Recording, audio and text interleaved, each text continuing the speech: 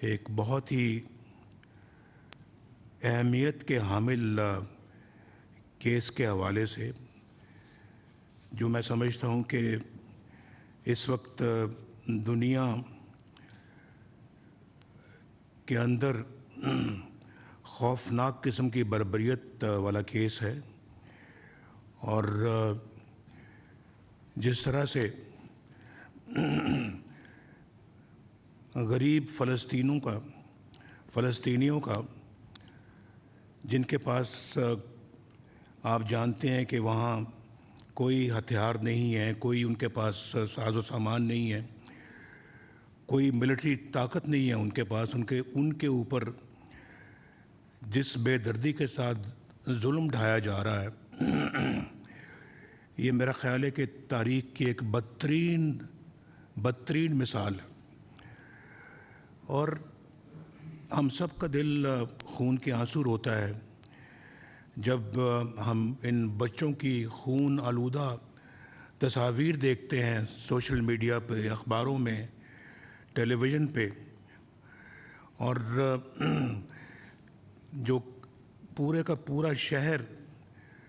اور ان کے علاقے جو کھنڈرات میں تبدیل ہو رہے ہیں، دیکھ کر دل تڑپ جاتا ہے۔ اور جس طرح سے معصوم بچوں کو والدین کے سامنے شہید کیا جاتا ہے، ماؤں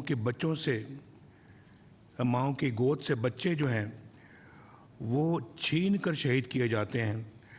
اس طرح کی بروٹیلٹی یا اٹراسٹیز ہم نے زندگی میں کبھی کسی جگہ نہیں دیکھی۔ اور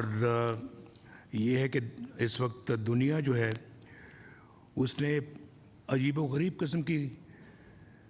پالیسی یا خاموشی اختیار کی ہوئی ہے، اور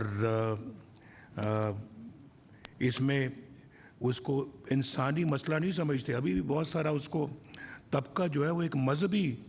مسئلے کے طور کے اوپر اس کو بیان بھی کرتا ہے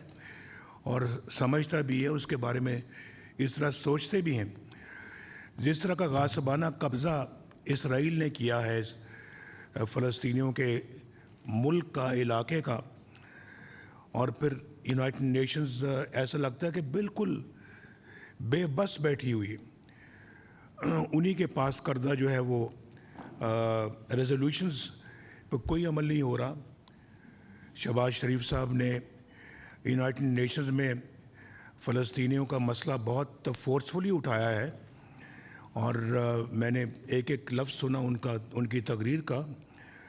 تو بہت انہوں نے وہ باتیں کی جس سے کہ نہ صرف کہ پاکستان کے لوگوں کے بلکہ دنیا کے لوگوں کے، میں صرف اسلامی دنیا کی بات نہیں کرتا، میں ان لوگوں کی بات کرتا ہوں جو انسانیت میں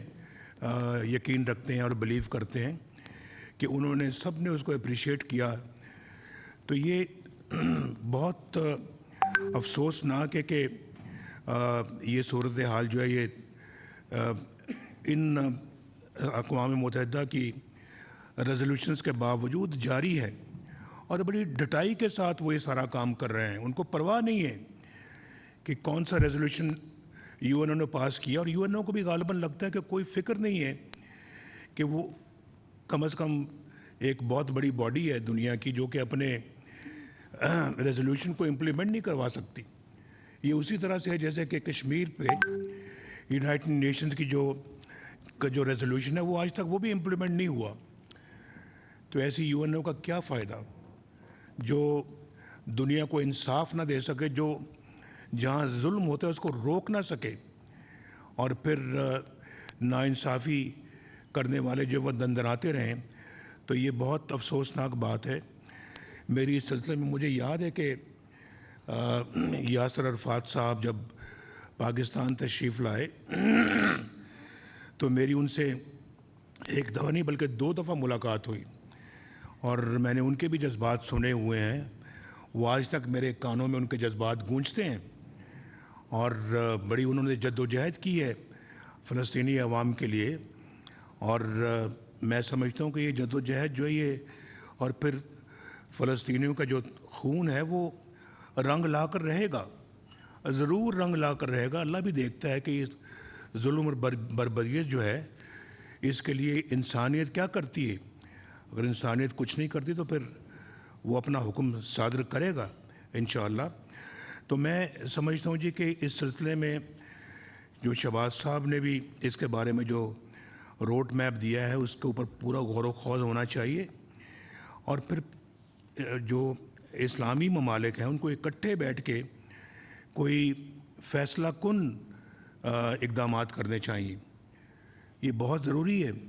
کہ کوئی ایک ملک جو ہے وہ اپنے اقدامات کرے اور اس کے بعد باقی ہم دیکھتے رہ جائیں اور ہم کچھ نہ کریں. یہ تو میں سمجھتا ہوں کہ بہت غلط ہوگا.